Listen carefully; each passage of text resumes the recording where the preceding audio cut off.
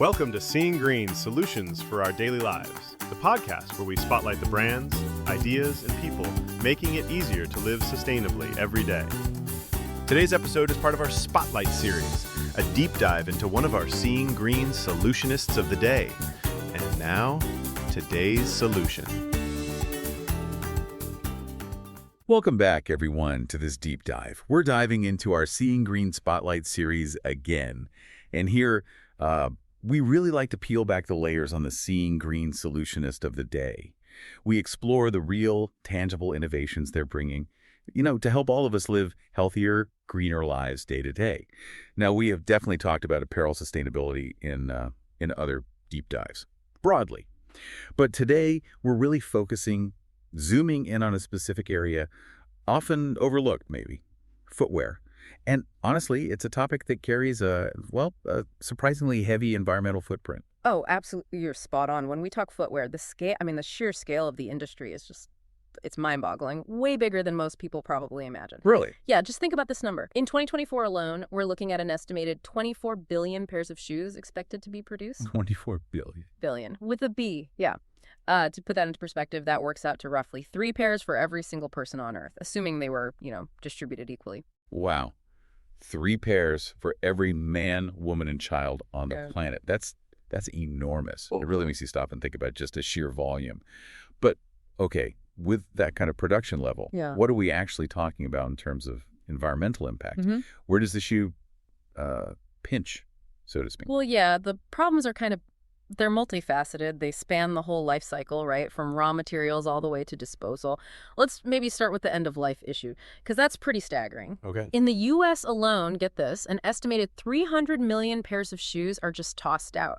Annual. 300 million pairs. Right. Just in the U.S. Yeah. And picture this. If you were to stack those 300 million pairs heel to toe, they would literally circle the Earth almost 5 times.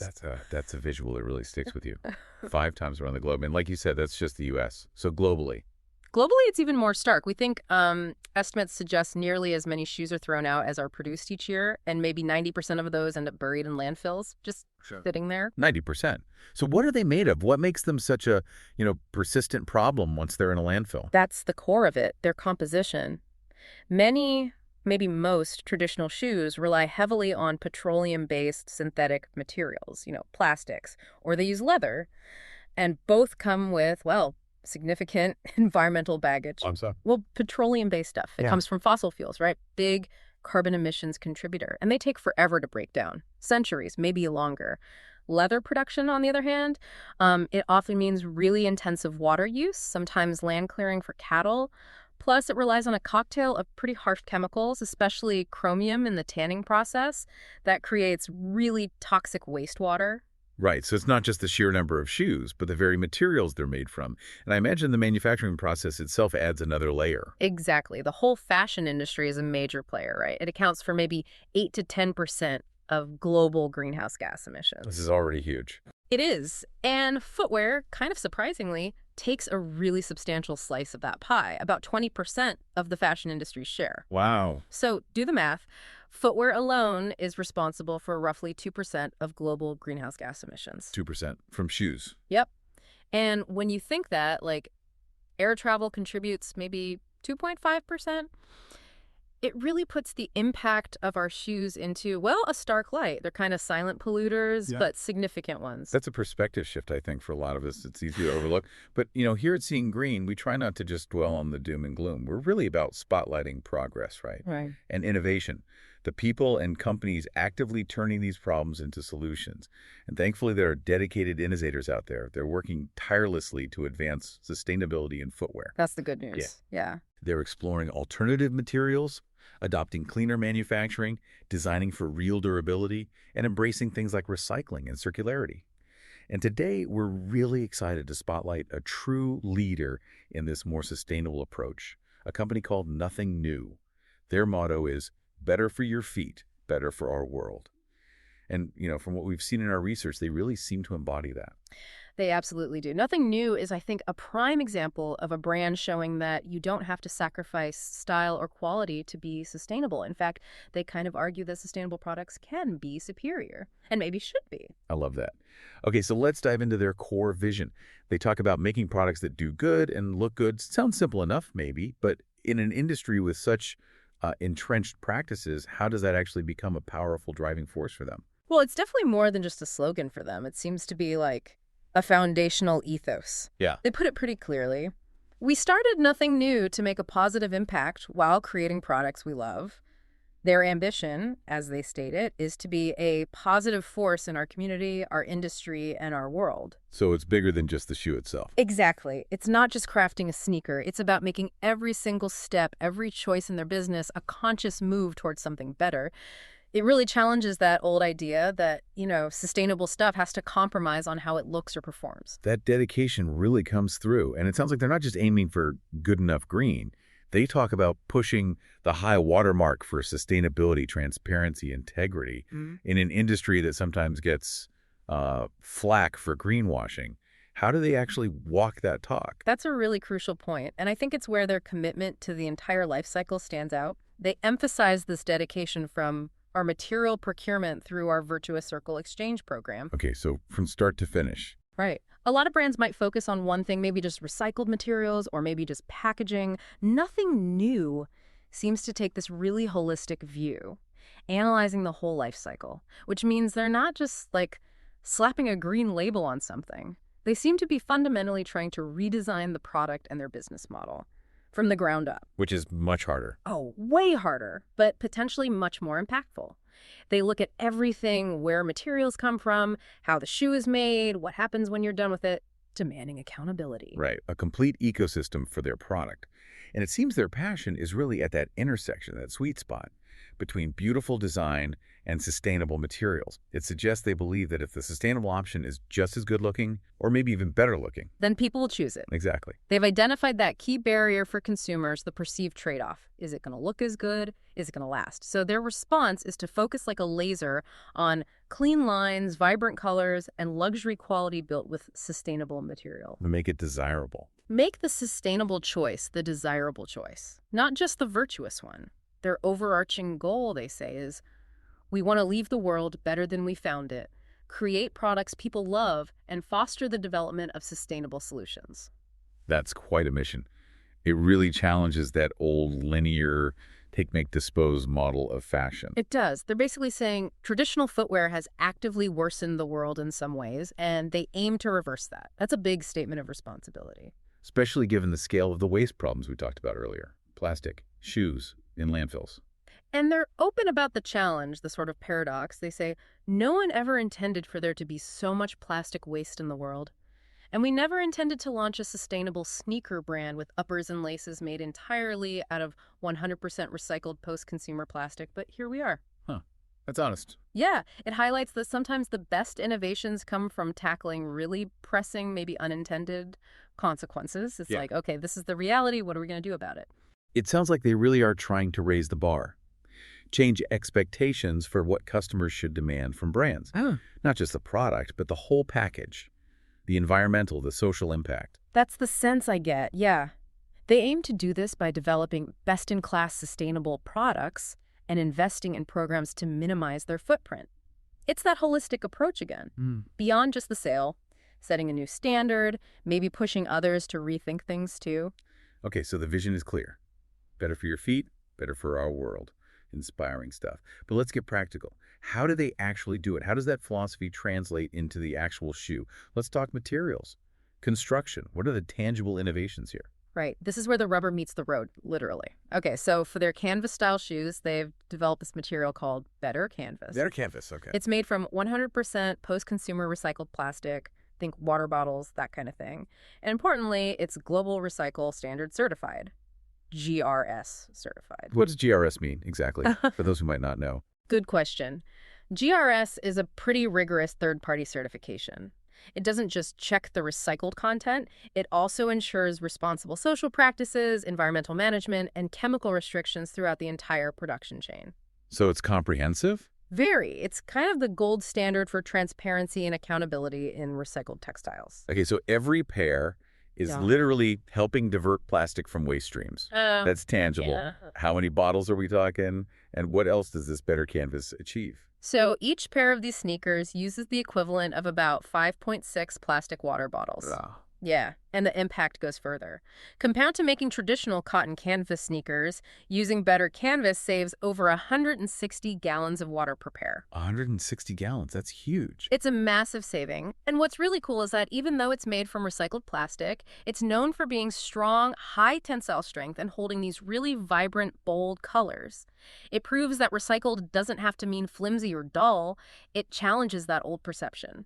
Definitely. Okay, water savings, plastic reuse. Impressive. But you mentioned leather alternatives earlier, and this is where it gets, I think, really interesting for a lot of listeners worried about traditional leather's impact. They're beyond leather uppers.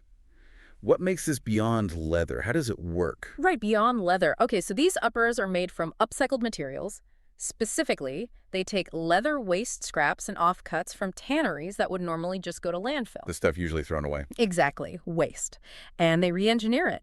They describe the result as every bit as soft, supple, and luxurious as traditional leather. But, as they put it, there's nothing new in it. Clever. It is. And it's also GRS certified, again, ensuring it's made responsibly, verifying the recycled content. The real win here is actively keeping that valuable leather waste out of landfills and giving it a new life. And the production process itself. That's also remarkable. Making beyond leather apparently reduces both water usage and the carbon footprint by over 80% compared to traditional leather production. 80% reduction. That's a game changer. It really is, especially for a material usually linked to such a high environmental cost. And importantly, unlike some vegan leathers that are still mostly plastic, this tackles the waste stream from actual leather production. It's a different, really clever angle. That makes sense. Okay, and they also use chrome-free suede, you mentioned. Why is chromium such a big deal in tanning? Chromium. Yeah, it's the standard chemical used in maybe 90% of global leather tanning, and it's nasty stuff. Also. It's a heavy metal. It heavily contaminates waterways and soil around tanneries. It poses serious health risks, like really serious to the workers handling it. And another thing, chromium makes the leather non-biodegradable. So when a chrome tan shoe hits the landfill, it just sits there, potentially leaching chemicals. Okay, so avoiding it is definitely better. Much better. Nothing other. New partners with a gold-rated tannery, meaning high environmental and ethical standards to produce their chrome-free suede. This uses vegetable-based tannins or other much less toxic alternative methods. Safer for people and the planet. Exactly. Protects the environment, protects the artisans making the shoes, and they manage to do it without sacrificing the desired aesthetic of that soft suede feel, finding cleaner ways without compromise. It's impressive how they're tackling materials from multiple angles: plastic waste, leather waste, chemical use. But it's not just the materials, right? It's how they put the shoe together. Yeah. You mentioned true stitch construction. What is that? And why is it better than how most shoes are made? Right. True stitch construction. Okay, so most sneakers you buy today are either cemented, basically glued together, or vulcanized. Groove. Yeah, using strong, often chemical-heavy adhesives to bond the sole to the upper. Vulcanization uses heat and pressure, often with sulfur, to cure rubber and bond components. These methods are common because they're cheap and fast for mass production. But the downsides? Well, the glues can involve volatile organic compounds, VOCs, which aren't great for workers or the environment. Vulcanization can release sulfur emissions. True stitch, however, is different. It's literally stitching the outsole directly to the upper, like with thread. Old school, almost. In a way, yeah. But it's significantly more expensive and takes more skill and time. But the benefit? The benefit is huge. It creates a much stronger, more flexible, and far more durable bond. Plus, crucially, it eliminates the need for those chemical-heavy glues and avoids the sulfur emissions from vulcanization. So better for your feet because it's flexible, better for the environment because less chemicals, and potentially lasts longer. Exactly. It results in a better quality, longer-lasting shoe, which is a cornerstone of sustainability in itself. Less need to replace things quickly. That's a really thorough approach to just making the product more sustainable. Okay, so that brings us to the next logical question. What happens when you are finally done with your nothing new sneakers after hopefully a long life? What's the plan then? Right, the end-of-life question. This is where their Virtuous Circle program kicks in. It's designed to tackle that huge landfill problem we started with. The Virtuous Circle. I like the name. Me too. Their goal is to ensure every one of our shoes finds a safe, environmentally friendly end. They acknowledge, nothing can last forever, but worn-out shoes don't have to end up as waste in a landfill or the ocean. So what do they ask customers to do? It's pretty straightforward. Customers can send their worn-out pairs back to the brand. Okay. Do you have to pay for shipping? No, that's key. Nothing new pays for the shipping back, which removes a big barrier for people. That's a great incentive. And what do you get in return? You get $20 off your next purchase from them. So a direct financial reason to participate and keep the cycle going. That's smart. Makes it easy and rewarding. Okay, so they get these old shoes back. Then what? What happens behind the scenes? So once the shoes arrive back, they get sorted carefully. Depending on their condition, they might be donated to charities if they still have wearable life left, extending their use. Okay. Or if they're truly worn out, they get meticulously disassembled. Taken apart piece by piece. Yeah, which is actually harder than it sounds with shoes because they have lots of different bonded materials.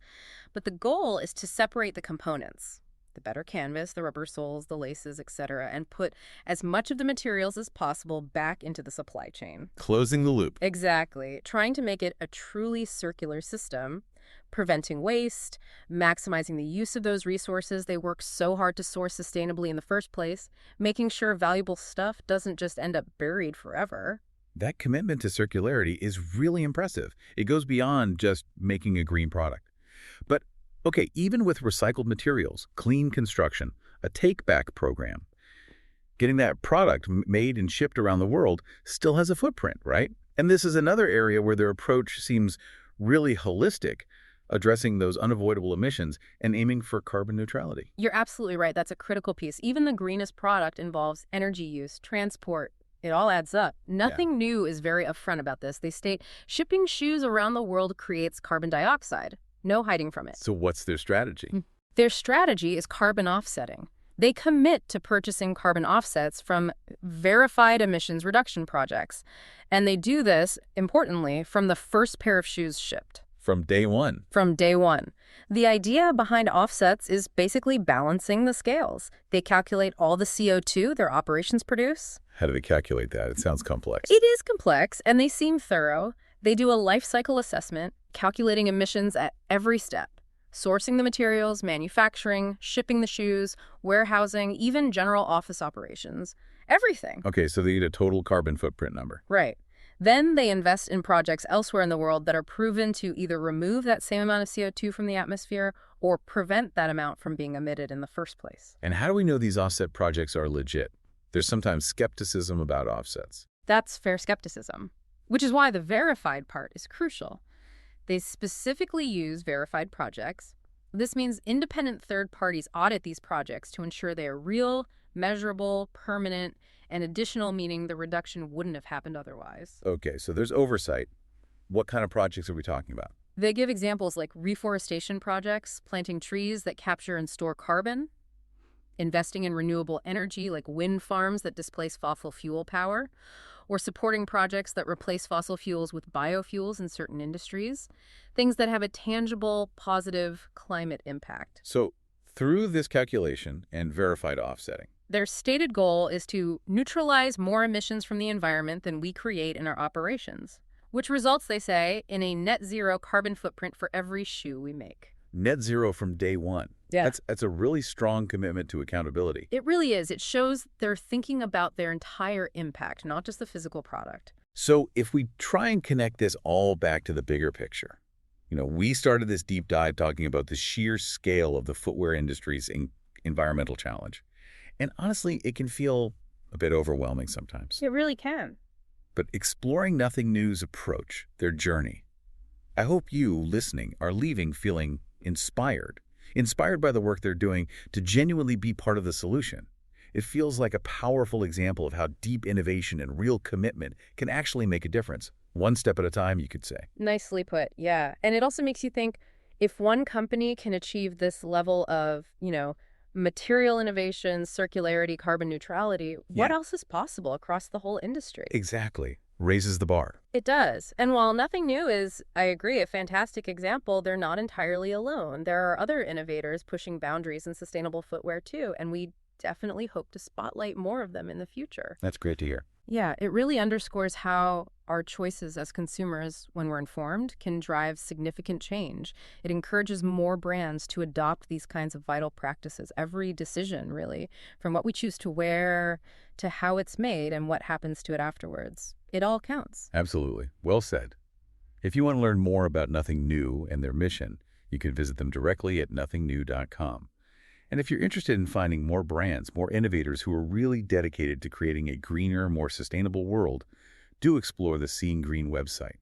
That's where we showcase more trailblazers making significant strides in promoting eco-friendly living. Through innovative products, solutions, practices. You can find us online at www.seeinggreen.eco. And of course, please follow us at Seeing Green Eco across your favorite social media channels. Thank you so much for joining us for the Seeing Green Spotlight Deep Dive. We look forward to exploring more solutions with you next time.